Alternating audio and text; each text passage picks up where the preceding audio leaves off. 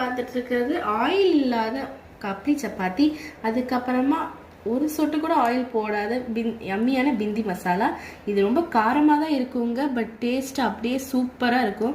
இந்த ரெசிபி நீங்கள் ரொம்ப ஈஸியாக இருக்கும், நீங்களும் ட்ரை பண்ணி பாருங்கள்.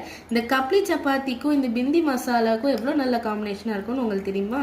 பார்க்க அப்படியே எவ்வளோ டேஸ்டியாக இருக்குங்க.